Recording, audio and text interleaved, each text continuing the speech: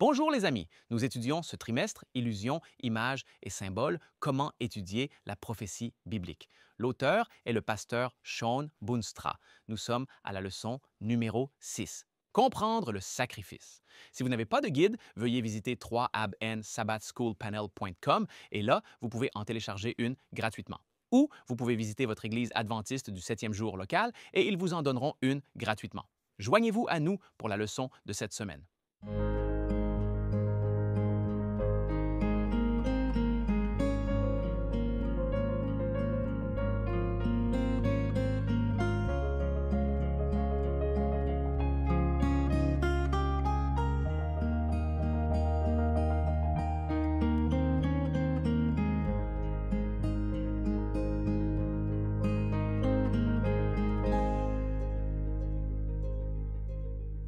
Bonjour amis, bienvenue au panel de l'école du sabbat de 3ABN. Nous sommes à la leçon numéro 6 pour l'étude de cette semaine, comprendre le sacrifice. Nous avons préparé des notes et nous aimerions vous faire savoir comment les obtenir. Vous pouvez aller sur 3abnsabbathschoolpanel.com et là, vous verrez un onglet à droite. Vous cliquez là-dessus, vous vous inscrivez simplement et ensuite, vous pouvez continuer à les recevoir semaine après semaine après semaine. Nous avons mis beaucoup d'études et de prières dans ces études et c'est notre espoir et notre prière que vous soyez bénis par elles et qu'elles renforcent votre compréhension de la parole de Dieu.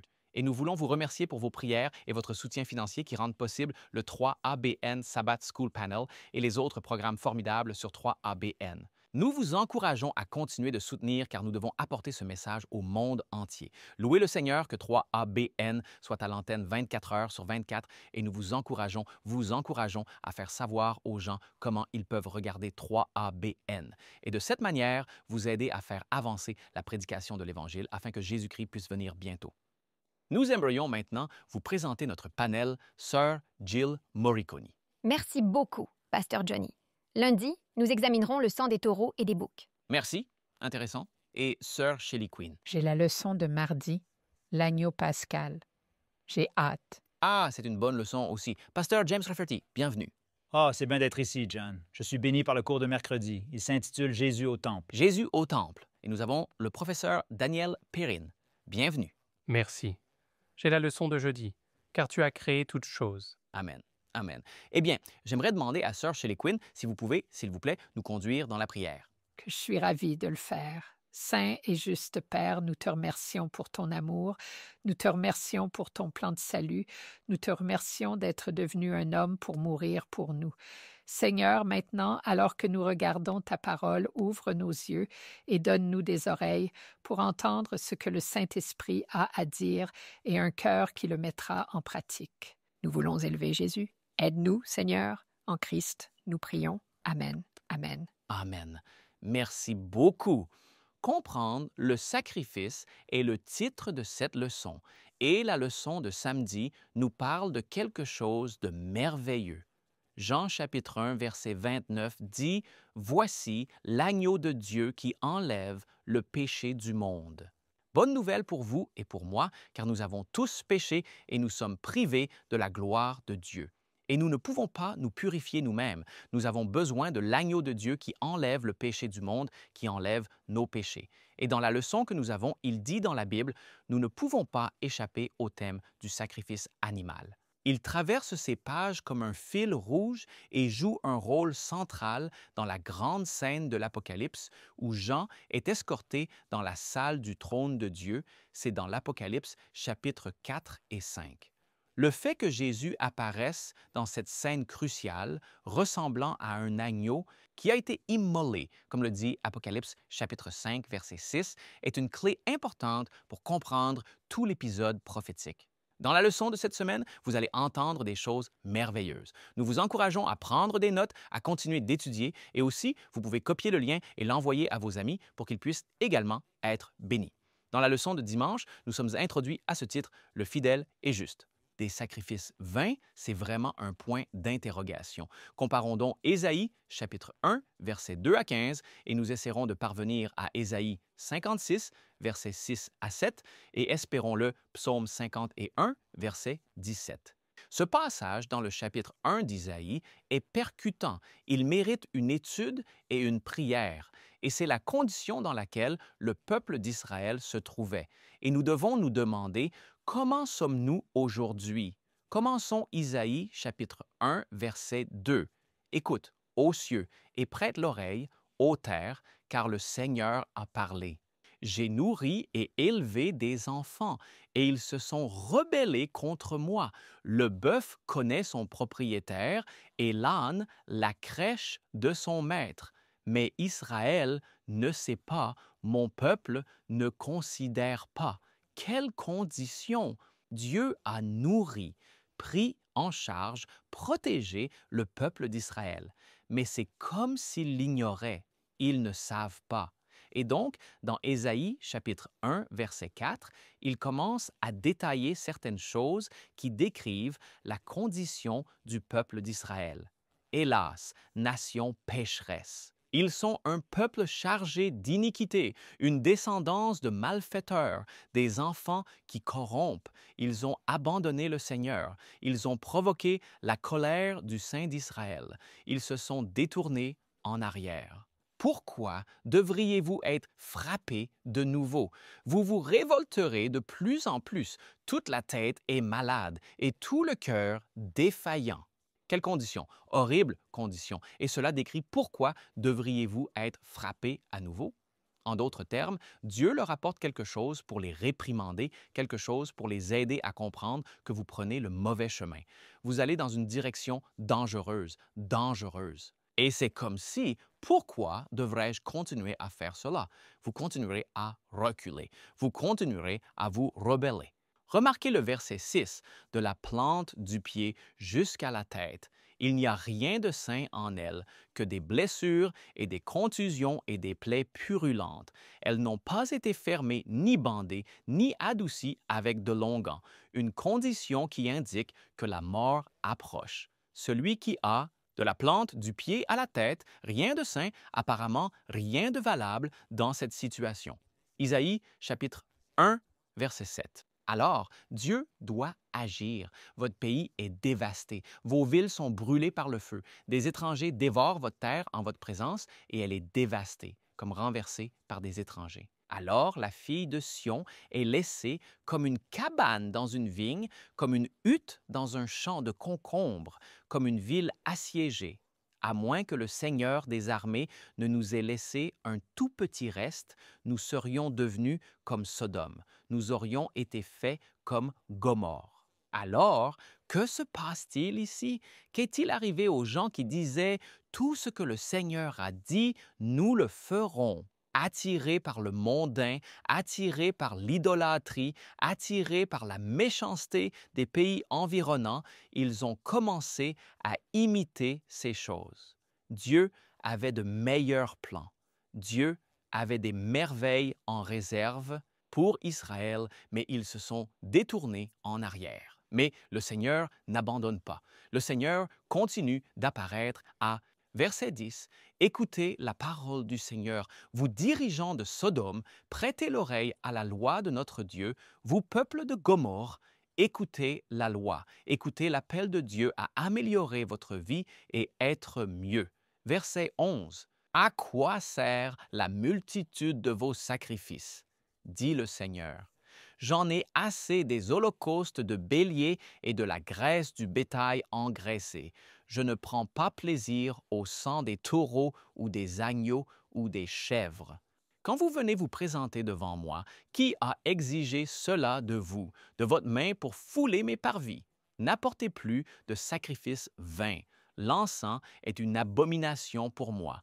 Les nouvelles lunes, les sabbats et la convocation d'assemblée. Je ne peux supporter l'iniquité et les réunions sacrées. Les gens faisaient les choses machinalement. Les gens apportaient des sacrifices par simple habitude. Et ceux-ci ne venaient pas du cœur. Et quand ils ne viennent pas du cœur, ce sont des sacrifices futiles. Le Seigneur ne s'en réjouit pas, même apporter de l'encens, suivre la routine. Et tout comme cela, il y a des gens qui sont habitués à « Oh, je dois aller me coucher! Oh non! Avant d'aller me coucher, je dois confesser mes péchés. » C'est comme une habitude et cela ne vient pas du cœur. Venez au Seigneur avec sincérité de cœur. Confessez vos péchés devant lui.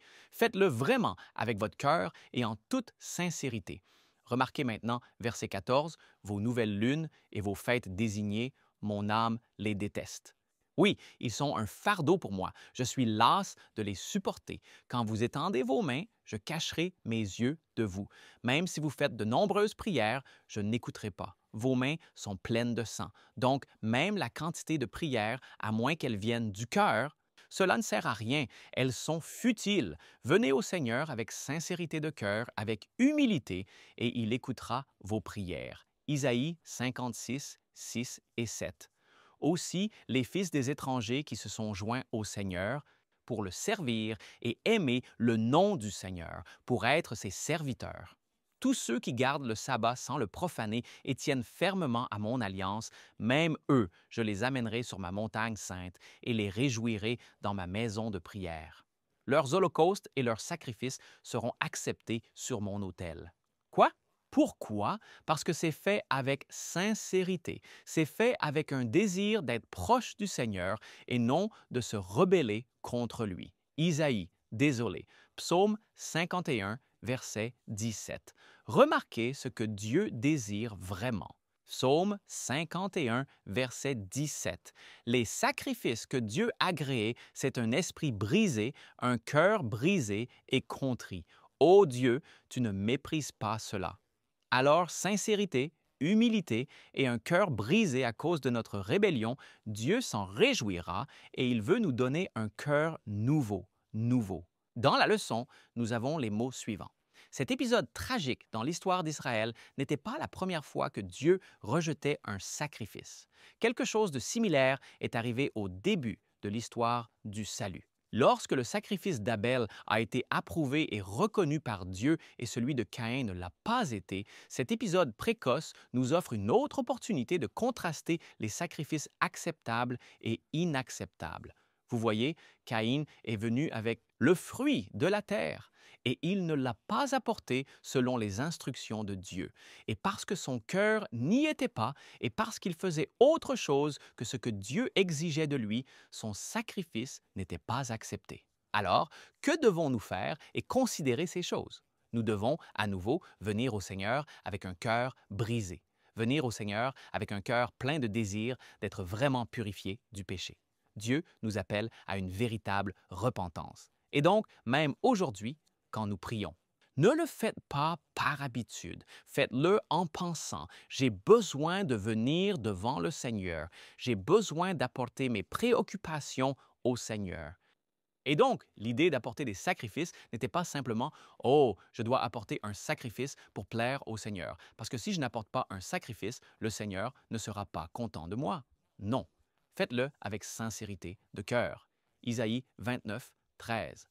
Remarquez ce qui est dit ici. C'est pourquoi le Seigneur a dit, « Puisque ces gens s'approchent avec leur bouche et m'honorent avec leurs lèvres, mais ont éloigné leur cœur de moi, et leur crainte envers moi est enseignée par les commandements des hommes. » Donc, la même chose que Jésus dit dans le chapitre 7 de Marc, « Ces gens s'approchent de moi avec leurs lèvres, mais leurs cœurs sont loin de moi. » Et ce que le Seigneur veut, c'est que vous veniez avec sincérité de cœur. Il attend. Il dit, « Venez à moi, vous tous qui êtes fatigués et chargés, et je vous donnerai du repos. » Le Seigneur Jésus désire vous donner du repos. Venez avec la sincérité du cœur. Venez avec un cœur disposé et voulant être purifié, et il vous écoutera. Il vous acceptera. Amen. Merci beaucoup, Pasteur Johnny. J'adore cela. C'est magnifiquement fait. Le système sacrificiel présenté dans l'Ancien Testament ne signifiait rien sans repentir, sans sincérité du cœur. C'est beau. Je suis Jill Morricone. Lundi, nous examinons le sang des taureaux et des boucs et nous parlons de type et d'antitype. Qu'est-ce que le type et l'antitype? On peut dire que c'est une représentation de Christ. On peut dire que c'est une préfiguration des choses à venir. C'est un objet qui trouve son accomplissement dans quelque chose ou quelqu'un d'autre. Il y a un dicton, nous l'avons tous entendu, nous l'avons probablement utilisé. Une image vaut 1000 mots. Dans l'Ancien Testament, les gens ont été informés de Christ, le Sauveur à venir. Des mots peuvent être donnés, des sermons prêchés, des livres écrits sur Jésus, mais une illustration vivante. Une leçon par l'objet, une image, est tellement plus facile à comprendre. Dieu a donné des illustrations, une image spirituelle en quelque sorte, illustrant ce qui devait venir. Le type serait l'image spirituelle illustrant quelque chose à venir. L'antitype est l'accomplissement de cette image spirituelle. Maintenant, un type pourrait ne pas représenter complètement un antitype, car il ne peut aller que jusqu'à un certain point dans sa comparaison. Et il peut y avoir plusieurs types pour un seul antitype, Jésus-Christ. Nous voyons cela dans l'ensemble des Écritures. Les types sont des images spirituelles, illustrant quelque chose à venir. Le livre des Hébreux les appelle des ombres. Parlons de quelques types et antitypes. Le type, le sang. Si vous regardez Exode, chapitre 12, nous voyons que le sang sur les montants de porte en Égypte couvrait les gens pour que l'ange de la mort ne les détruise pas. C'était la Pâque. L'antitype, le sang du Christ nous couvre, vous et moi, afin que nous soyons sans culpabilité devant Dieu. En fait, première lettre aux Corinthiens, chapitre 5, verset 7, dit ceci. « En effet, Christ, notre Pâque, a été sacrifié pour nous. » Parlons du système sacrificiel. C'est le deuxième exemple. Le type était le système sacrificiel de l'Ancien Testament des agneaux. Regardons vers l'antitype. Jésus, l'agneau de Dieu. Nous voyons dans Hébreux chapitre 10, versets 3 et 4. Dans ces sacrifices, cela parle du système sacrificiel de l'Ancien Testament. Il y a un rappel des péchés chaque année, car il n'est pas possible que le sang des taureaux et des boucs enlève le péché. Vous voyez, le système sacrificiel était imparfait, mais il pointait vers Jésus, le parfait agneau de Dieu. Il n'y avait aucun mérite dans le sang des taureaux, des boucs et des agneaux.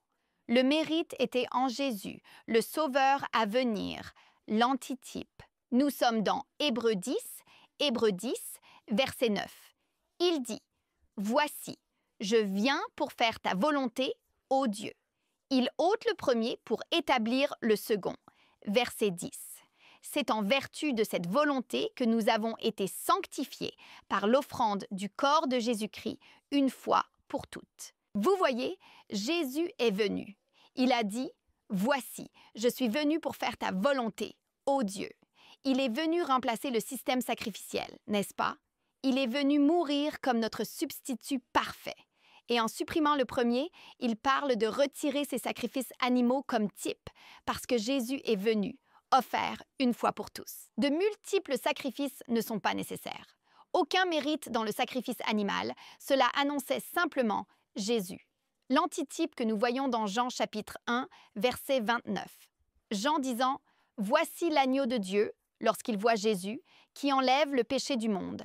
Parlons du type et de l'antitype pour la prêtrise. Nous sommes dans Hébreux chapitre 7, verset 23. Hébreux 7, 23. Le sacerdoce lévitique était sujet à la mort parce qu'ils étaient de simples mortels. Hébreux 7, 23. Il y avait de nombreux prêtres parce qu'ils étaient empêchés par la mort de continuer. C'est le type. L'antitype est Jésus, notre grand prêtre. Lisez le verset suivant. Verset 24. Lui, Jésus, parce qu'il continue pour toujours, a un sacerdoce immuable. Regardez au verset 27. Hébreux 7, verset 27. Les prêtres étaient eux-mêmes des pécheurs. Ils n'avaient pas besoin quotidiennement, comme ces grands prêtres, d'offrir des sacrifices, parce que les prêtres étaient des pécheurs. Ils devaient offrir des sacrifices, d'abord pour leurs propres péchés, puis pour ceux du peuple. Mais Jésus, car il l'a fait une fois pour toutes lorsqu'il a offert lui-même. Il est parfait, sans tache, sacrifié une seule fois. J'adore ça. Regardons les peaux d'animaux que nous voyons dans la Genèse, chapitre 3. Dieu a fait les animaux. Il a tué les animaux et il les a couverts, Adam et Ève, après le péché dans le jardin d'Éden avec ses peaux. Nous voyons l'antitype, non seulement le sang de Jésus, mais sa justice te couvre toi et moi. Qu'en est-il du mariage? Nous avons parlé de cela lors d'une leçon précédente. Nous avons l'illustration du mariage. Le type serait le mariage entre un homme et une femme. L'antitype, l'illustration, Christ marié à son épouse, l'Église. Qu'en est-il des exemples de personnes? Nous allons passer cela très rapidement. Moïse. Jésus, le libérateur du peuple élu de Dieu hors d'Égypte. C'est le type. L'antitype, Christ, le libérateur du peuple de Dieu de l'Égypte, cette servitude spirituelle et le péché. Joshua, étant le type, a conduit le peuple de Dieu dans la terre promise. Christ, étant l'antitype, conduira le peuple de Dieu dans sa terre promise. David, le roi David dans l'Ancien Testament étant le type, roi d'Israël. Christ, l'antitype, roi de l'Israël spirituel. David était le sauveur de son peuple contre ses ennemis. Christ est le sauveur de son peuple contre Satan. David était berger. Christ est berger de son peuple. David était le plus petit de ses frères. Christ est revêtu de servitude et d'humilité. Nous voyons Jonas, le type, passer 3 jours dans le ventre du poisson, puis être vomi sur le sol. Christ, l'antitype, a passé 3 jours dans la tombe, ressuscitant le 3e jour. Nous voyons Isaac, le type, enfant de la promesse. Jésus, aussi Christ, était l'enfant de la promesse. Nous voyons que la naissance d'Isaac a été annoncée à l'avance. Ainsi en fut-il de la naissance de Jésus. Nous voyons qu'Isaac a été nommé avant sa naissance. Christ a été nommé avant sa naissance. Nous voyons que Sarah était stérile et Marie était vierge. Nous voyons qu'Isaac a porté le bois pour son sacrifice et Christ a porté le bois pour sa propre croix. Nous voyons qu'Isaac a apparemment été abandonné par son père. Jésus, apparemment abandonné par son père sur la croix. Nous voyons Isaac se lever de l'endroit de la mort par résurrection et Jésus se lever littéralement de la mort par résurrection. Nous voyons Melchisédek comme un type, à la fois roi et prêtre du Dieu très haut. Jésus, roi et prêtre. Le nom de Melchisédek signifie roi de justice et roi de paix. Et Christ est la justice et il est notre prince de la paix. Qu'en est-il de Joseph? Joseph était aimé de son père. Jésus aussi. Joseph a été envoyé vers ses frères. Jésus aussi. Les frères de Joseph ont refusé de le recevoir. Ainsi a fait les frères de Jésus. Joseph a été vendu par ses frères, Jésus aussi. Joseph a été accusé à tort et condamné, Jésus aussi. Joseph a été enterré en prison, Jésus aussi. Joseph a été ressuscité, pour ainsi dire, de la prison et exalté pour s'asseoir avec Pharaon. Et Jésus a été ressuscité et exalté pour siéger avec son Père sur le trône de son Père. Ainsi, le type rencontre l'antitype. J'adore cette illustration de la leçon. Et nous allons terminer avec ceci. Si vous deviez acheter un billet de bus, un billet de train, un billet d'avion, cela signifie-t-il que si vous vous asseyez sur le billet, cela vous emmène quelque part? Si je tenais le billet, cela me permettrait-il de monter dans l'avion? Cela me permettrait-il d'aller dans un autre pays? Si je devais faire quelque chose avec ce billet? Non. Le billet est une promesse du voyage à venir. Le billet, dans ce cas, représente le type. Il n'y a aucun mérite dans le billet, mais c'est une promesse de ce qui est à venir. Une fois que vous êtes en voyage, une fois que vous montez dans l'avion, le train ou le bus, le billet devient inutile. Il n'est plus nécessaire. Il n'est plus requis. Le rôle du billet était de vous faire commencer le voyage et ensuite il a accompli son but. Ainsi, toutes ces images, ces illustrations spirituelles que Dieu nous donne dans la parole de Dieu, elles sont toutes imparfaites. Elles ne peuvent être poussées que jusqu'à un certain point, mais elles sont là pour nous donner une image et une représentation de qui est vraiment notre Seigneur et Sauveur, Jésus-Christ. Amen. Louez le Seigneur. Quel message puissant. Eh bien, nous allons continuer dans un instant, mais maintenant, c'est l'heure d'un moment de mission. Bonjour, je suis Greg Morricone. Je suis très heureux que vous m'ayez rejoint pour le 3ABN Mission Moment. Taouna a grandi dans une grande famille et assistait chaque semaine à une église adventiste du 7e jour. À l'âge de 10 ans, elle a décidé de se faire baptiser, mais plus tard, elle a ressenti un fort désir de découvrir ce que le monde avait à offrir. La fréquentation de l'église est devenue quelque chose auquel ses parents s'attendaient et au moment où elle a obtenu son permis de conduire, Tiwuna avait choisi une autre voie. Mon attention s'est tournée vers la recherche d'argent et l'acquisition de biens, dit-elle, mais peu importe ce que j'achetais, je cherchais toujours quelque chose de nouveau. Puis un jour, Tiwuna était au salon et sa coiffeuse avait 3 ABN allumés. En regardant, la coiffeuse lui a parlé de l'application 3ABN+. Enthousiasmée, Tiwuna l'a téléchargé sur son téléphone et a commencé à écouter. « Les programmes ont vraiment touché mon cœur, » dit-elle, et j'ai réalisé qu'il n'était pas trop tard pour que je revienne à Jésus. Même si je suis une pécheresse, Dieu m'aime toujours et veut que je sois dans son royaume. Elle a commencé à lire sa Bible, et lorsqu'elle est arrivée à l'histoire de la crucifixion, cela lui a brisé le cœur en réalisant que Jésus était mort pour elle aussi. Tiwuna a renouvelé son engagement envers Jésus en 2021 et a été rebaptisée. Elle dit que son église adventiste du 7e jour local l'a accueillie à bras ouverts. Rejoignez-moi la prochaine fois sur 3ABN Mission Moment. Amen. Louez le Seigneur. Dieu continue de faire des choses merveilleuses et grandes. Eh bien, nous avons été bénis jusqu'à présent, mais les bénédictions continuent. Nous passons maintenant à Sœur Shelley Quinn. Merci beaucoup. Merci, Jill et Johnny. Quelle belle leçon. La leçon de Shelley Quinn de mardi est l'agneau pascal. Commençons par une citation de notre trimestriel. Il dit « Le livre de l'Apocalypse se réfère à Jésus comme l'agneau », près de 30 fois.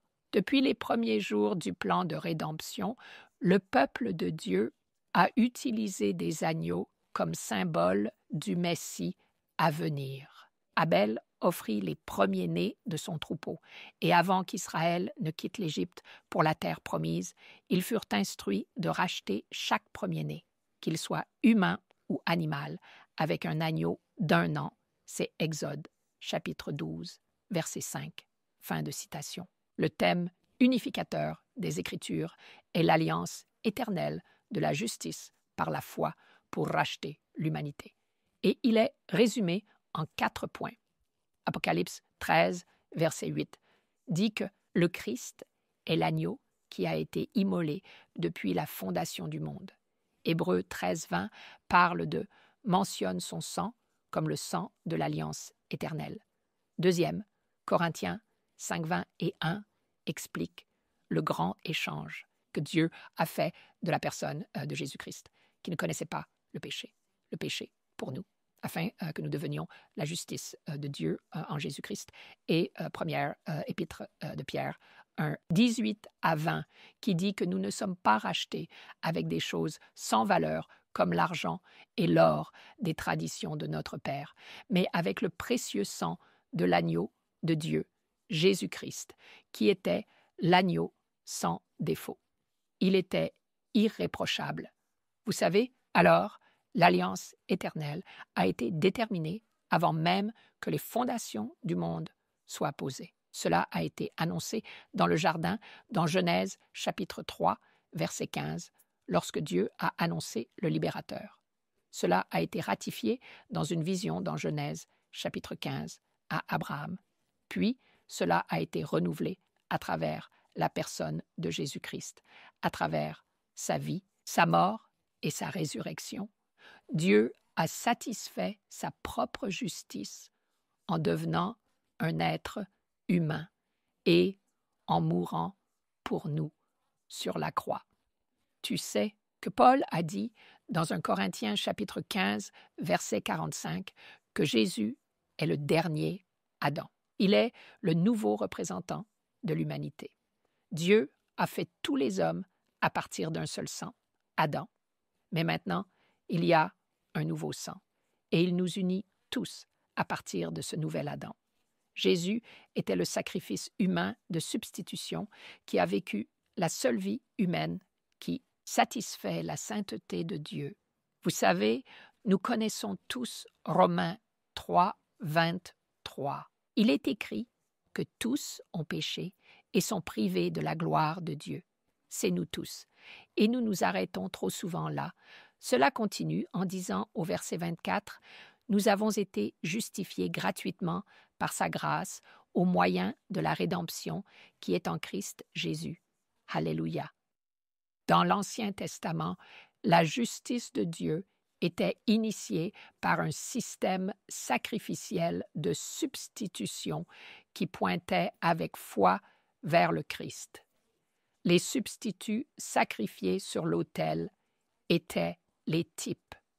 Ils, symboliquement et parfaitement, ont représenté Christ, qui est l'agneau sans tache de Dieu qui ôte les péchés du monde.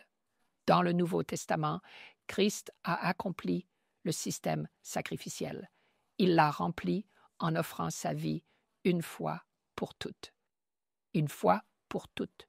Il ne peut pas être sacrifié à nouveau.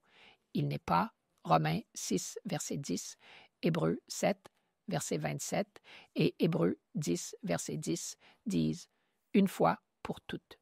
Il n'y a pas de transsubstantiation. Une fois pour toutes. Alors, quand nous pensons à cela, dès que le péché a pénétré la sphère de justice de Dieu dans le jardin, et dès que cela s'est produit, il a ouvert le remède, une voie vers la justice par la foi. Et si vous étudiez attentivement l'Ancien Testament, savez-vous ce que vous découvrez? Qu'il comprenait le plan de salut de Dieu. Il savait même qu'ils allaient mourir et reposer dans la tombe et être ressuscités. Lisez simplement le livre de Job, et Jill l'a déjà mentionné, mais le premier sacrifice a été fait lorsque Adam et Ève ont perdu leur couverture de la gloire de la Shekinah de Dieu, sa lumière, sa justice. Et Dieu a dû leur faire une tunique d'une peau d'animal pour les couvrir parce que, dès que l'innocence spirituelle était perdue, l'homme ne pouvait rien faire pour la retrouver. Ésaïe 64, 6 dit que notre meilleur, c'est bien 64, 6, n'est-ce pas? Notre justice n'est que des haillons sales devant le Seigneur. Quand ils ont reçu cette robe dans le jardin, cette tunique, elle représentait la justice de Jésus-Christ. Première épître aux Corinthiens, 1, verset 30, dit qu'il est notre sagesse de Dieu, notre rédemption, notre justice, notre sanctification. Alléluia. Ils ont donc été sauvés dans l'Ancien Testament en entrant dans une relation d'alliance avec le Seigneur, en attendant le Messie. Dans le chapitre 12 de l'Exode, versets 1 à 11, Dieu c'est avant que les Israélites ne soient délivrés d'Égypte. Dieu envoie ses plaies. Les 3 premières étaient sur l'Égypte et sur les enfants hébreux. Mais maintenant, nous arrivons à la dernière, la 10e plaie. Et Dieu est sur le point de les faire sortir d'Égypte, mais il a initié une cérémonie de Pâques. Et voici ce qui s'est passé. Pendant 7 jours, avant le repas de Pâques, il ne devait y avoir aucun levain dans leur maison. Ils devaient être épargnés par l'ange de la mort, être passés par-dessus et recevoir cette promesse de Dieu. Cela nécessitait, ou Dieu leur demanda, de prendre un agneau mâle sans défaut, de sacrifier cet agneau, puis de prendre son sang sur de l'hysope et de l'appliquer sur les linteaux, le montant de la porte de leur maison. Et il promet dans Exode 12, verset 13, « Quand je verrai le sang, je passerai par-dessus vous, et la plaie ne sera pas sur vous pour vous détruire, quand je frapperai le pays de toute Égyptienne. » Ainsi, ils devaient être entièrement habillés et manger à la hâte, et ils avaient du pain sans levain, les herbes amères. Ces symboles se rapportaient à Jésus-Christ. Le levain représentait le péché, donc le pain sans levain faisait référence à sa vie sans péché, et les herbes amères représentaient et symbolisaient sa souffrance. L'apôtre Paul identifie Jésus-Christ comme notre véritable agneau pascal, montrant que tout cela était une préfiguration pointant vers l'antitype, Jésus-Christ. Il dit dans 1 Corinthiens 5,7 « En effet, Christ, notre Pâque, a été sacrifié pour nous, et son sacrifice, représenté par l'agneau pascal, n'a aucune valeur pour nous, à moins que nous l'acceptons personnellement comme Seigneur et Sauveur. Nous devons appliquer ce sang sur le linteau de notre laboratoire, de nos vies. Jésus a été crucifié lors de la Pâque, ce qui démontre encore qu'il est le Messie antitypique de l'agneau. Écoutez ceci. Ésaïe 53, 7 à 8 a prophétisé tout cela. Cela a été écrit environ 700 ans avant la vie de Christ. Ésaïe 53, 7. Il a été maltraité et il a souffert et il n'a pas ouvert la bouche. Il était conduit comme un agneau à l'abattoir et comme une brebis muette devant ceux qui la tondent, il n'a pas ouvert la bouche. Il a été emporté par l'oppression et le jugement. Et qui racontera sa génération? Car il a été retranché de la terre des vivants. Pour la transgression de mon peuple, il a été frappé. L'accomplissement de cette prophétie en la personne de Jésus-Christ prouve qu'il n'était pas un imposteur. L'agneau sans tache de Dieu est venu en tant que substitut pour expier nos péchés. Il a été frappé par Dieu, transpercé à cause de nos transgressions, et le poids de nos péchés lui a causé une telle angoisse spirituelle. Cela a brisé son cœur, mais il est mort pour que tu puisses vivre pour l'éternité. Amen. Amen. J'aime que notre focus ici sur la prophétie nous emmène directement au cœur du Christ et de Dieu, et c'est juste magnifique de voir cela. La leçon de mercredi s'intitule « Jésus au temple ». Je suis James Rafferty et nous examinons cette tension que le trimestriel mentionne tout au long de toute l'histoire du salut. Quelle est cette tension? Eh bien, Dieu souhaite restaurer la communion que nous avons autrefois partagée avec lui et désire nous rapprocher de lui, mais amener les pécheurs en sa présence les détruirait. « Car tu n'es pas un Dieu qui prend plaisir à la méchanceté, » écrit David. « Le mal n'habitera pas avec toi. » Psaume 5, verset 4. En même temps, David écrit aussi « Mais quant à moi, j'entrerai dans ta maison grâce à ta grande miséricorde. Dans la crainte de toi, je me prosternerai vers ton temple sacré. » Verset 7 du même psaume.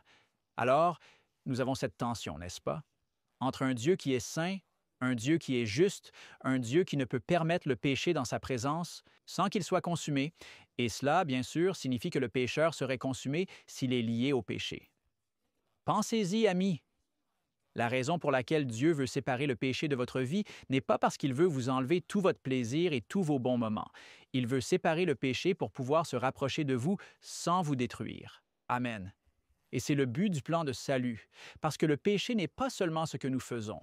Le péché est au cœur de notre être, c'est de l'égoïsme. Et cet égoïsme est partout en nous, et Dieu veut l'enlever. Et donc, il nous amène à une révélation de Jésus-Christ, car c'est une révélation de Jésus-Christ, c'est élever Jésus-Christ sur la croix qui détruit le péché, qui enlève notre désir pour le péché, n'est-ce pas? Cela nous amène à l'endroit où nous n'en voulons plus. Plus nous voyons Jésus, plus nous sommes attirés vers lui. Et donc, nous examinons ces prophéties, et celle que nous allons regarder maintenant se trouve dans Agé, chapitre 2. Alors, Agé est facile à trouver. Vous allez à Matthieu, qui est le premier livre du Nouveau Testament, puis vous reculez de 3 livres, Malachie, Zacharie, et vous êtes à Agé. D'accord? Donc, c'est vraiment facile à trouver. C'est seulement à 4 livres du livre de Matthieu. Agé, chapitre 2, versets 7 à 9. Agé, chapitre 2, versets 7 à 9. Nous allons simplement nous concentrer sur ces versets et en extraire tout ce qu'ils signifient pour nous. Je secouerai toutes les nations, et l'objet de désir de toutes les nations viendra. Et je remplirai cette maison de gloire, dit le Seigneur des armées. L'argent est à moi, et l'or est à moi, dit le Seigneur des armées. La gloire de cette dernière maison sera plus grande que celle de la première, dit le Seigneur des armées. Et en ce lieu, je donnerai la paix, dit le Seigneur des armées. Paix. N'est-ce pas ce que nous voulons? Paix. Avec Dieu. Vous savez, quand nous avons la paix avec Dieu, quand nous sommes en accord avec Dieu, quand nous sommes connectés à Dieu, quand nous sommes réconciliés avec Dieu, tout le reste dans ce monde s'aligne. C'est un manque de paix avec Dieu qui nous cause de mal comprendre tout le reste dans ce monde et d'être distrait de Dieu ou du véritable but de notre vie. Alors, le second temple était en cours de construction et le prophète Agé fit une promesse surprenante. Le nouveau temple serait plus glorieux que le précédent. Que signifiait cette prophétie? Cela ne semblait pas plus glorieux que le précédent et le temple de Salomon était bien plus glorieux. En fait, il y avait des gens qui pleuraient lors de la construction de ce temple parce qu'il était si minuscule par rapport à la gloire du temple de Salomon ou du temple que Salomon a construit. Donc, la manière dont nous comprenons que la gloire de ce temple soit plus grande que la gloire de celui que Salomon a construit est de comprendre le désir des nations. Cela prophétise le désir des nations. Vous savez, bien souvent, lorsque vous voulez comprendre l'Écriture, vous devez regarder son contexte pour comprendre son contexte. Si nous pouvons comprendre quel est le désir des nations, le désir de toutes les nations, nous pouvons comprendre pourquoi la gloire du second temple était plus grande. Alors, quel est le désir des nations? Je veux dire, vous êtes membre des nations. Qu'est-ce que vous désirez? Qu'est-ce que vous désirez en tant que membre des nations? Cela pourrait être une bonne question à poser. Désirez-vous de la lumière? Désirez-vous la lumière? Vous savez, il y a beaucoup de gens dans le monde aujourd'hui qui veulent vraiment comprendre ce qui se passe. Qu'est-ce qui peut m'aider, m'éclairer et m'aider à comprendre la véritable raison de ma présence ici et le vrai but de la vie? Désirez-vous la lumière? La Bible nous dit dans Jean 1, verset 9 que Jésus est la lumière du monde et qu'il éclaire chaque homme venant dans le monde. Donc, si vous désirez de la lumière, vous désirez Jésus parce que Jésus est la lumière et il veut vous éclairer. Désirez-vous la liberté? Vous désirez la liberté? Vous savez, c'était l'une des choses que je voulais vraiment quand je suis devenu chrétien. J'étais un addict. J'étais accro aux drogues, spécifiquement à l'alcool. Et je voulais la liberté. J'ai essayé d'obtenir la liberté. Je ne pouvais pas m'en débarrasser. Je ne pouvais pas m'en libérer. Personne ne pouvait m'aider à m'en libérer. Oh, j'ai grandi en allant à la tienne. Ma mère était dans AA. Vous savez, j'avais l'alcoolisme partout dans ma famille, mais je ne pouvais pas obtenir la liberté. Je faisais mes prières chaque nuit, que je sois ivre ou sobre, mais je n'ai toujours pas pu obtenir la liberté jusqu'à ce que je rencontre Jésus dans Jean chapitre 8, verset 36, où il est dit que si le Fils de l'homme te rend libre, tu seras vraiment libre. La liberté vient par Jésus. Est-ce ton désir? Qu'en est-il de la vie? Désirez-vous la vie? Dans Jean chapitre 10, verset 10, il est dit que Jésus est venu pour nous donner la vie et nous la donner en abondance. Qu'en est-il de la vérité? Désirez-vous la vérité? Jésus dit dans Jean chapitre 14, verset 6, qu'il est le chemin, la vérité et la vie. Qu'en est-il de la paix? La prophétie dit que nous aurions la paix. Jean chapitre 14, verset 27, Jésus dit « Je vous laisse la paix, je vous donne ma paix. Je ne vous la donne pas comme le monde la donne. Que votre cœur ne soit pas troublé et qu'il ne s'alarme point. » Jésus nous donne la lumière. Jésus nous donne la vie. Jésus nous donne la liberté. Jésus nous donne la vérité. Jésus nous donne la paix. Jésus doit être le désir des nations. Jésus doit être le désir des nations. Et donc, nous voyons en Jésus-Christ un chemin vers la maison, un chemin de retour vers notre Créateur, notre Dieu aimant, notre Père céleste, notre Rédempteur, notre véritable ami. Tel est le but de la vie, pour être reconnecté avec Dieu à travers Jésus-Christ. Tout le reste pâlit en comparaison. Et par la croix, par le sacrifice de Jésus-Christ, un chemin vers le Père a été ouvert. La réconciliation a été réalisée pour le monde. Deuxième épître aux Corinthiens, chapitre 5, verset 19. Nous avons été réconciliés avec le monde par la mort de Jésus-Christ. Ainsi, la croix est de loin la plus grande manifestation de l'amour de Dieu. Mais il y a d'autres manifestations de l'amour de Dieu. Une autre manifestation de l'amour de Dieu qui s'exprime par la croix est l'idée que Jésus-Christ est devenu partie de la race humaine pour nous, pour toujours. Maintenant, bien sûr, nous pensons souvent à Jésus-Christ venant sur cette terre. Vous savez, il est venu en tant qu'homme et il était un bébé et il a été élevé à l'établi du charpentier et il a vécu à Nazareth et il a exercé son ministère pendant 3 ans et demi, vous savez, voyageant et guérissant. Et puis tout s'est terminé et, bien sûr, il est retourné vers le Père et il est à sa droite et il est Dieu. Eh bien, pas exactement. Vous voyez, lorsque Jésus a été ressuscité, il a conservé un corps terrestre. Il est apparu une nuit parmi ses disciples. L'un d'eux n'avait pas entendu parler de la résurrection. Eh bien, il en avait entendu parler, mais il n'avait pas vu Jésus et il doutait, Thomas le sceptique. Et donc Jésus a dit, « Touche-moi et vois. Mets tes mains dans mon côté. Mets-les dans les plaies dans mes mains. Mettez vos doigts dans les blessures de mes mains et voyez que j'ai de la chair et du sang. » Jésus-Christ n'est pas venu pour être un homme pendant 3 ans et demi, ou, excusez-moi, pendant 33 ans et demi, puis nous quitter. Jésus-Christ a pris sur lui la forme d'un homme. Il est devenu le Fils de l'homme pour toujours. Il y a un verset puissant dans la Bible, dans Ésaïe 9, verset 6, et je veux que nous regardions ce verset biblique avec une certaine emphase. Peut-être pourrions-nous le regarder avec un regard neuf pour comprendre que Jésus-Christ conserve son humanité pour toute l'éternité. En d'autres termes, Jésus-Christ est le second Adam. Il est le nouveau chef de la race humaine. Jésus est devenu un avec notre humanité. Il est toujours divin, il est toujours Dieu, mais il est aussi humain. Humain, divin et humain. Car pour nous, Ésaïe 9,6 dit « Un enfant nous est né, un fils nous est donné. Il n'est pas prêté, il n'est pas en location, il n'est pas venu pour un moment. Il a été donné à la race humaine. Et le gouvernement sera sur ses épaules, et son nom sera appelé Merveilleux, Conseiller, le Dieu puissant, le Père éternel, le Prince de paix. » C'est le désir des âges. C'est le chemin du retour. C'est ce que cela signifie quand il est dit que Jésus est venu au temple pour remplir ce temple avec plus de gloire que le premier temple, car dans la première manifestation de la gloire de Dieu dans le temple, c'était la lumière Shekinah. C'était la gloire Shekinah. Et bien sûr, le prêtre ne pouvait pas regarder cela. Il y avait un voile entre, et puis l'encens du jour d'expiation couvrait cette gloire. Mais dans la deuxième manifestation, Jésus-Christ est venu voilé dans l'humanité et il est entré dans ce temple et a apporté une plus grande gloire à ce temple que nous avons vu dans le premier temple. Jésus-Christ dans la chair devenant partie de la race humaine pour toute l'éternité. C'est le désir de toutes les nations.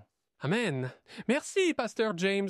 Vous savez, vous nous avez amené au livre d'Agé, un tout petit livre, mais c'est l'un de mes préférés absolus. Il est définitivement dans mon top 66. Non, j'aime vraiment beaucoup le livre de Haggai. Très bien, je m'appelle Daniel Perrine et j'ai la leçon de jeudi qui est « Car tu as créé toutes choses ». Le titre a un point d'exclamation juste là aussi. Alors, nous avons type et antitype, taureau et chèvre, agneau pascal, Jésus dans le temple. De quoi s'agit-il? Pourquoi tant de temples, de sanctuaires, de sacrifices et de fêtes? Est-ce que c'est juste un tas de balivernes? Les anecdotes bibliques, car parfois cela peut sembler comme ça pour quelqu'un comme vous avez l'histoire de Jésus, bien sûr. Mais si vous voulez quelque chose pour une quête intellectuelle, quelque chose juste pour savoir un peu, vous savez, où est le bassin, vous savez où est le voile, ce genre de choses, alors vous faites une petite étude sur le sanctuaire juste pour avoir des informations supplémentaires dans votre arsenal. Ce n'est pas vraiment la raison pour laquelle le sanctuaire est dans la Bible. Il y a bien plus que ça. Le livre de l'Exode, 40 chapitres, 13 de ces chapitres concernent le sanctuaire à propos du temple. Eh bien, le sanctuaire du désert, qui préfigurait le temple construit plus tard. Et ces 13 chapitres, la moitié décrit les instructions et l'autre moitié décrit la même chose, décrit la construction de celui-ci. Vous avez des mentions répétées tout au long des livres de l'histoire, de Samuel jusqu'au roi, et l'ensemble des livres des chroniques racontent simplement l'histoire de la relation du peuple de Dieu et de Dieu avec le temple. Reçu par les prophètes. Des personnes comme Jérémie, tout un chapitre, chapitre 7, Jérémie se tient dans le temple, à la porte du temple, et il prêche son sermon sur le temple là-bas. Mais en fin de compte, il ne s'agit pas seulement du temple, du moins pas du temple terrestre, pas de la structure construite sur terre. Écoutez ce que Dieu a dit qui arriverait à son temple dans Michée 3, verset 12. Il dit, c'est pourquoi, à cause de vous, Sion sera labouré comme un champ en parlant à Israël pécheur. Jérusalem deviendra des tas de ruines et la montagne du temple comme les collines nues de la forêt. En d'autres termes, le temple va être détruit. Trouvez la même chose dans Jérémie 26, versets 6 à 7. Vous trouvez dans Daniel, chapitre 9, verset 25, un ordre qu'il y aura un ordre pour restaurer et reconstruire Jérusalem et le temple. Et cela a été réalisé par ceux qui revenaient d'exil avec des pleurs et des acclamations. Des acclamations par ceux qui disaient oui et des pleurs par ceux qui savaient à quoi ressemblait l'original. Mais ensuite, le verset suivant, le verset 26, dit « Et le peuple du prince qui doit venir détruira la ville et le sanctuaire. » D'accord, le sanctuaire va être reconstruit, mais ensuite il sera à nouveau détruit. Et cela s'est produit lorsque dans Matthieu 24, Jésus regarde vers l'avenir et il dit à ses disciples « Jésus sortit et s'éloigna du temple, et ses disciples vinrent à lui et lui montrèrent les bâtiments du temple. Et Jésus dit « Ne voyez-vous pas toutes ces choses? En vérité, je vous le dis, il ne restera pas ici pierre sur pierre, c'est du temple, qui ne soit démoli. Elles seront toutes renversées, complètement démontées. » Tout cela nous indique que le temple sur terre, les détails triviaux du mobilier et des choses, juste l'information, n'est pas le point principal. Tout pointe vers autre chose. Et c'est de cela qu'il s'agit dans le chapitre 9 des Hébreux et de nombreux autres endroits dans l'Ancien et le Nouveau Testament qui nous dirigent de le terrestre vers le céleste. C'est là où se passe la vraie action, le vrai travail. Alors, pourrais-je simplement, soit ici sur Terre, soit au ciel, pourrais-je juste me promener dans le temple et faire une visite touristique? Je veux juste me montrer ou voir des choses. Non, parce que je n'en ai pas le droit, je n'ai pas cette valeur, je ne suis pas invité, c'est le travail des prêtres. Les prêtres ont un travail là-bas, et même les prêtres pourraient-ils entrer n'importe où dans le temple n'importe quel jour? Non! Il y avait une partie du temple qui s'appelait le lieu très saint, et Hébreux chapitre 9, verset 7 dit particulièrement « On trouve cela aussi dans le Lévitique, vous n'y entriez pas sans le sang du sacrifice. » Donc, je veux dire, disons que j'étais un prêtre, pourrais-je simplement prendre un peu de mon sang, mon propre sang versé, et entrer là-dedans avec mon sang? Non, parce que mon sang, il n'est pas pur, ce n'est pas bon, ça ne va pas. Tout ce que cela va faire, c'est indiquer que je suis mort, ça ne va pas me sauver, et ça ne va certainement pas sauver qui que ce soit d'autre. Et pourquoi cela? Parce que je ne suis pas digne, je n'ai aucune dignité en moi-même. Isaïe reçoit en fait une vision du temple au chapitre 6, et il voit le temple. Verset 1, il est invité à entrer et il voit les séraphins, il voit les anges de Dieu, il les voit crier les uns aux autres, « Saint, Saint, Saint est le Seigneur, toute la terre est pleine de sa gloire. » Il y a une voix puissante qui secoue le temple et de la fumée, et puis il dit au verset 5, « Malheur à moi. Je suis perdu. Je suis un homme aux lèvres impures, et j'habite au milieu d'un peuple aux lèvres impures. J'ai vu le roi, le Seigneur des armées. » C'était en fait l'expérience de conversion d'Isaïe quand il se retrouve face à son indignité, surtout là dans le temple. Il est indigne. Dans le chapitre 5, 5 et 6, 4 et 5 de l'Apocalypse, Jean est aussi invité dans le temple au ciel. Et ressentez-vous parfois, lorsque vous entrez dans la présence de Dieu, votre dignité? Je mérite tellement d'être ici, je suis tellement digne, parce que si vous pensez cela, soit vous n'êtes pas en présence de Dieu, soit vous nourrissez ce type d'orgueil que Lucifer avait quand il était dans la présence de Dieu. John entre dans le temple au paradis. Il est invité à entrer en présence de Dieu et il y a le trône et il y a celui qui est assis sur le trône. Il y a une mer de verre, il y a l'arc-en-ciel d'émeraude autour de lui et des éclairs et des tonnerres et toute la louange est dirigée, menée par les 4 créatures, puis suivie par les 24 anciens et il crie Apocalypse 4 verset 11 en crescendo. Tu es digne, je ne suis pas digne, John n'était pas digne, Isaïe n'était pas digne. Ô Seigneur, de recevoir l'honneur et le pouvoir, car tu as créé toutes choses, et par ta volonté, elles ont existé et ont été créées. Eh bien, cela nous transfère dans l'Apocalypse chapitre 5. Il voit dans la main droite de celui qui est assis sur le trône un rouleau écrit au dos et scellé à l'avant et à l'arrière, à l'intérieur et à l'extérieur, et scellé de 7 sceaux. Et un ange s'écrie « Qui est digne d'ouvrir le rouleau ?» Et une recherche est effectuée et personne n'est digne, ce qui est tellement inattendu car ils viennent de louer celui qui est assis sur le trône comme digne. Et Jean regarde autour de lui et personne n'est trouvé digne d'ouvrir le rouleau. Et ce rouleau, lorsqu'il est ouvert, révèle et exécute le plan de salut sur terre que Dieu a désiré et que Jésus a acquis. Et alors Jean commence à pleurer, pas simplement en essuyant une larme errante. Il pleure. Et je ne sais pas pourquoi vous pleurez, mais vous pleurez lorsque quelque chose de grande valeur est perdu. Et Jean dit que si ce rouleau n'est pas ouvert, quelque chose de grande valeur ne pourra pas arriver, quelque chose de grande valeur est perdu. Qui est digne? Jean ne l'est pas, je ne le suis pas, vous ne l'êtes pas. Verset 5. Un des anciens m'a dit « Ne pleure pas, voici, le lion de la tribu de Juda, la racine de David, a vaincu pour ouvrir le livre et en rompre les 7 sceaux. Tout cela est pertinent pour vous, cela est pertinent pour votre vie, car l'ouverture de ce livre s'exerce sur terre dans nos vies à travers l'histoire, le plan de salut que Dieu a ordonné. Quelqu'un est digne. Un lion est la racine de David, et la racine est le fondement de toute valeur, et le lion est la continuation de toute valeur à travers la force de Dieu, à travers le caractère de Jésus, à travers sa grâce. J'ai regardé et voici verset 6 au milieu du trône et des 4 créatures vivantes au milieu des anciens se tenait un agneau comme s'il avait été tué. Verset 7. Puis il vint et prit le rouleau de la main de celui qui était assis sur le trône. C'est ce que toute l'Écriture attendait avec impatience et à quoi elle faisait allusion. L'agneau qui a été immolé, pas seulement sur terre, terre, pas seulement un fait trivial, mais c'est la réalité de tout cela. L'agneau immolé est digne. Lui seul est digne à tous égards ici. Et c'est le même agneau dans l'Apocalypse 14, verset 4, que les 144 000 suivent partout où il va. C'est cet agneau. Verset 7.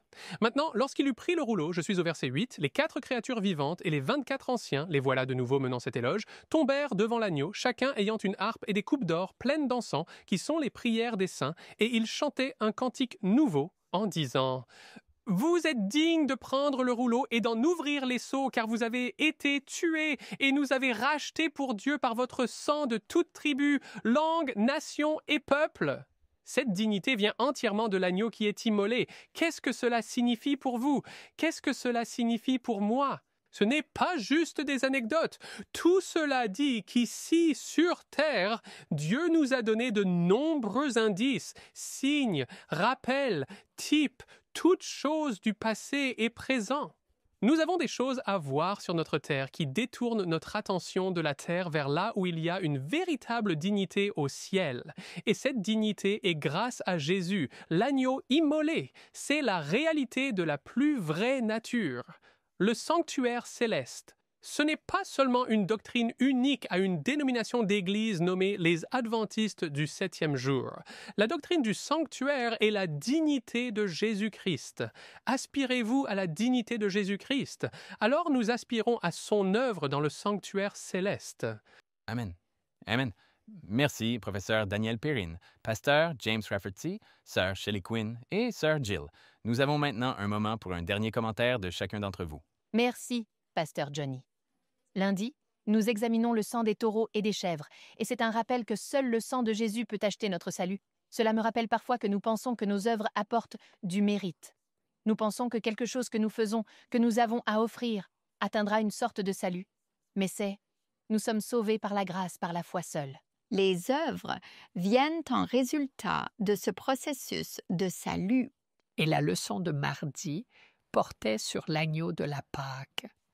Souvenez-vous, quand Dieu a dit aux Hébreux qu'ils devaient sacrifier l'agneau et appliquer le sang, même si l'agneau avait été immolé, s'ils n'avaient pas appliqué le sang personnellement à leur propre vie, ils ne les auraient pas épargnés. L'ange de la mort les aurait emportés. Acceptez le sacrifice du Christ pour vous. Laissez-le entrer dans votre vie, renversez-la et remettez-la à l'endroit. Amen. La leçon de mercredi, Jésus au temple. Vous savez, la Bible nous dit que nous sommes le temple du Saint-Esprit, que Dieu veut que ce corps, cet esprit, ce cœur soit son temple. Et parfois, nous pensons à cela, nous nous disons, eh bien, Dieu demande trop de sacrifices. Mais nous devons recentrer notre attention sur Jésus. Il a fait le sacrifice ultime et ce n'est pas seulement qu'il soit venu pour 3 ans et demi à cette terre. Il a fait un sacrifice éternel. Il est devenu partie de la race humaine pour nous. Alors, quand vous avez du mal à renoncer à cette petite chose ou à cette autre petite chose que cette terre offre, souvenez-vous que Jésus-Christ a fait le sacrifice ultime pour vous individuellement et il aspire à vous réconcilier avec lui pour toute l'éternité. Vous savez que lorsque vous lisez les Écritures, Quand je lis les Écritures, ça va.